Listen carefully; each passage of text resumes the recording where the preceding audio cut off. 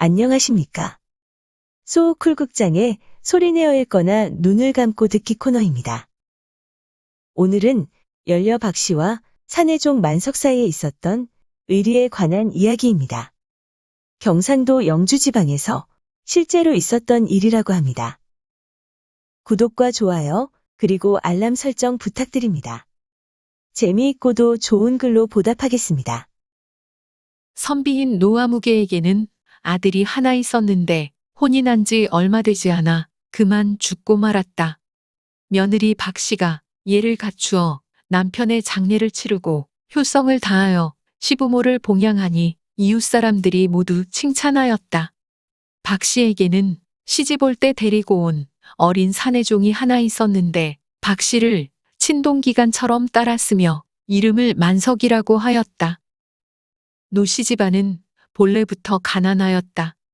박씨가 몸소 길쌈을 하고 종들을 부려 나무를 해오고 물을 길어오게 하면서 집안 살림을 알뜰하게 경영하니 일찍이 아침 저녁 끼니를 한 번도 거른 일이 없었다.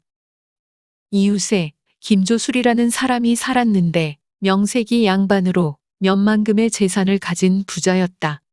조술은 울바자 틈으로 박씨의 아름다움을 훔쳐보고는 마음속으로 욕심을 냈다.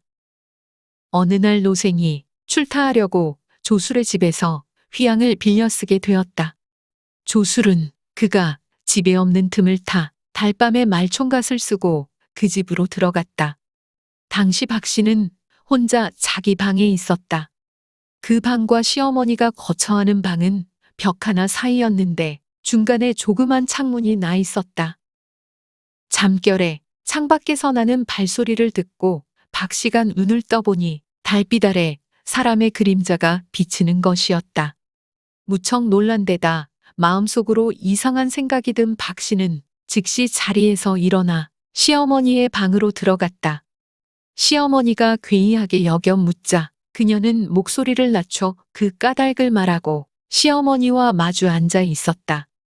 그때 사내종 만석은 김조술집 계집종을 데리고 살았으므로 그 집에서 자고 있었다. 아무도 없는 듯 고요한 가운데 갑자기 문 밖에서 어떤 사람의 고함치는 소리가 들렸다. 박과부는 나와 몰래정을 통한 지가 몇 달이나 되었소. 빨리 내보내시오. 그러자 박씨의 시어머니가 큰 소리로 동네 사람들을 불렀다. 도둑이야. 이웃집 사람들이 불을 켜들고 모여들자 우물쭈물하더니 조술은 자기 집으로 돌아갔다. 박씨와 그녀의 시어머니는 그 뒷모습을 보고 김조술임을 알게 되었다.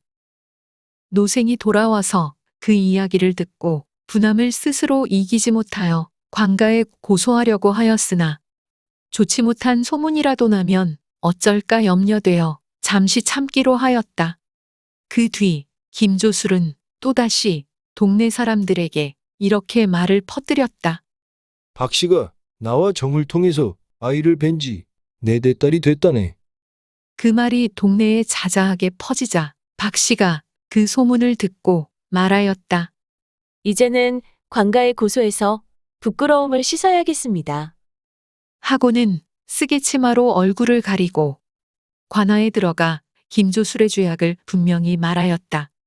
그리고 자기 집안이 모함받는 상황도 말하였다. 당시 김조술은 관속들에게 뇌물을 주어 미리 손을 써두었다. 그래서 관아의 구시라치들이 모두 이렇게 말하였다. 과부의 집이 저 스스로 찾아와 정을 통했다는 소문이 난 지 이미 오래되었사옵니다. 본관사또로 있던 윤희연은 관속들의 말을 고지 듣고 말하였다.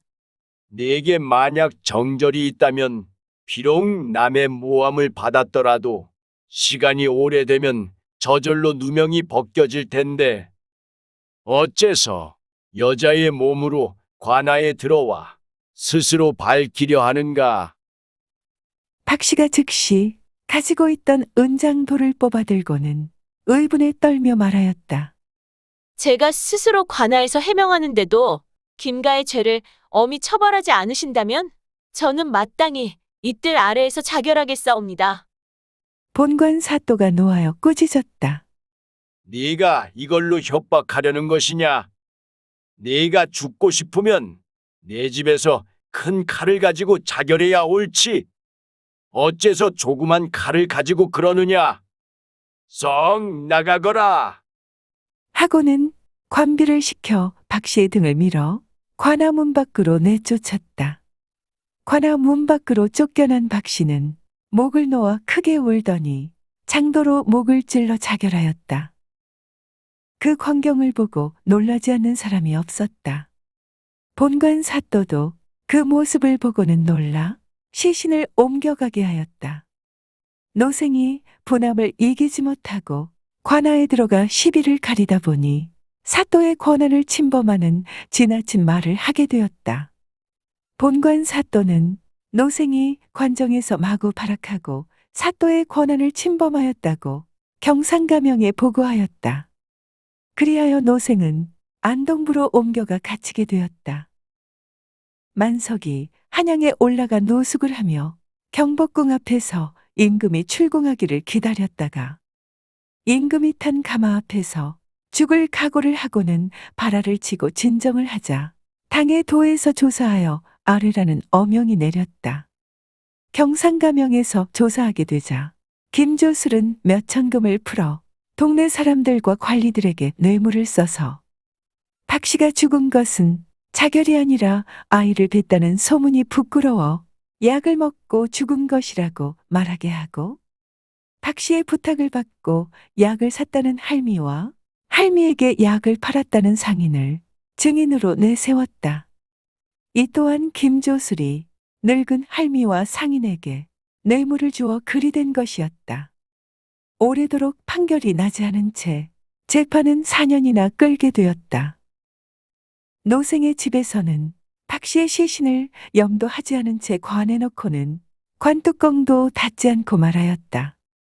이 원수를 갚은 뒤에 다시 염습해서 장례를 치르는 게 옳다.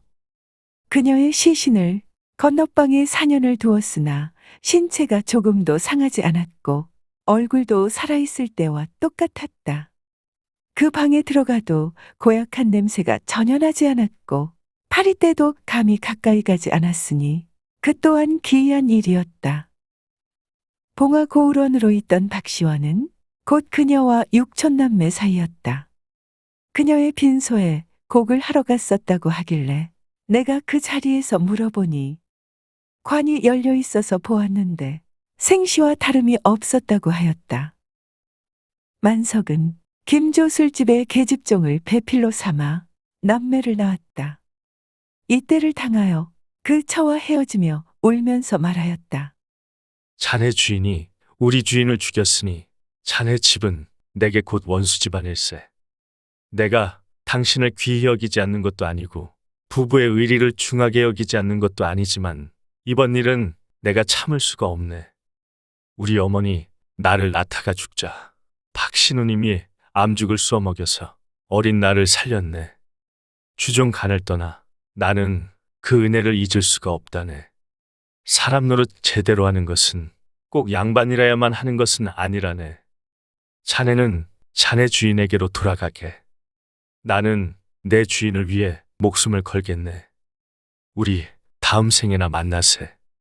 라고 말하고는 한양으로 시골로 뛰어다니며 진상을 파헤치기 위하여 노력하였다. 판서 김상휴가 경상도 관찰사로 왔을 때 만석이 다시 한양에 올라가 임금이 탄 가마 앞에서 발화를 올렸다. 그러자 위에서 다시 조사관을 정하여 샅샅이 파헤치라는 어명이 경상가명에 내려왔다. 노생의 집에서 박 씨의 시신을 메고 조사받을 경상가명으로 오자 관 속에서 깁을 찢는 듯한 소리가 났다. 노생 집 사람들이 관 뚜껑을 열어보려고 하자 이를 말리고 조사관이 살펴보았다. 관 뚜껑을 열고 보니 얼굴빛이 살아있는 듯하였고 두 뺨에는 붉은 기운까지 돌았다. 모가래에는 아직도 칼로 찌른 핏자국이 배를 타고 등에까지 남아 있었다. 피부는 돌처럼 굳어 있었으나 조금도 썩거나 상한 곳은 없었다. 조사관들이 검시를 해서 자세히 살펴봐도 아이를 뵌 흔적이 없었다. 그래서 약물을 팔고 샀다는 상인과 할미를 잡아다 가명해서 엄히 신문하니 그제야 비로소 사실을 말하였다. 김조술이 우리 두 사람에게 각각 200냥씩을 주며 이렇게 말하라고 했사옵니다. 마지막으로 김조수를 불러다 조사하니 사태가 이미 어긋난 것을 알았는지 순순히 자복하였다. 경상가명에서는 조사한 결과를 적은 장계를 한양으로 올려 아래고 김조술에게는 양반의 신부님을 감안하여 전 재산을 몰수하고 남해로 유배형을 내렸다. 나라에서는 박 씨에게 정려를 내리고 만석에게는 부역을 면하게 하였다. 만석은 귀양 가는 조수리들을 남모르게 따라가다가 남해 근처에 이르렀을 때 감시의 논을 피하여 김조수를 암살하여 원수를 갚았다. 만석은 어디로 갈까 하다가 금강산으로 발길을 돌렸다. 세상을 피해서 살기 더없이 좋은 곳이리라. 들어주셔서 고맙습니다. 용어 풀어 올리겠습니다. 휘양은 추울 때 머리에 쓰던 모자의 하나라고 합니다. 남바위와 비슷하나 뒤가 훨씬 길고 볼기를 달아 목덜미와 뺨까지 싸게 만들었는데 볼기는 뒤로 젖혀 매기도 하였다는군요. 울바자는 울타리에 쓰는 바자라고 합니다. 말총갓은 말의 갈기나 꼬리의 털로 만들어 머리에 쓰던 갓입니다. 관정은 관가의 앞들입니다. 바라는 노쇠로 만든 타악기의 하나입니다. 깁은 명주실로 바탕을 조금 거칠게 짠 비단입니다. 참고문헌 및 자료 출처 소개해 올리겠습니다. 편찬자미상의 김운총화가 모본입니다. 여기서는 김동욱 교수가 현대 한국어로 번역한 김운총화를 빌렸습니다. 한국민족문화 대백과사전, 국립중앙박물관, 한국학중앙연구원, 그리고 국립민속박물관의 기사 및 사진을 빌렸습니다. 서울공예박물관의 소장품 사진도 빌렸습니다. 남해유배문학관의 기사 및 사진도 빌렸습니다. 지역의 문화, 한국인의 통과 의례 중에서 상례를 빌렸습니다. 위키백과와 나무위키의 기사와 사진을 빌렸습니다. 조선시대화가 김준근, 김윤보, 김득신 그리고 김홍도의 그림 몇 점을 빌렸습니다. 현대화가 운하영의 책, 흑요석이 그리는 한복 이야기에서 그림 한 점을 빌렸습니다. 풍속화가 김학수의 그림, 남대문 박 칠패시장을 빌렸습니다. 1238F, 픽스타, 크라우드픽, 픽사베이 그리고 게티 이미지뱅크의 사진과 일러스트를 빌렸습니다. 소쿨극장은 일주일에 3번, 매주 화요일, 목요일 그리고 토요일 오전 10시 전후에 이야기를 올립니다. 고맙습니다. 다음에 만날 때까지 안녕히 계셔요.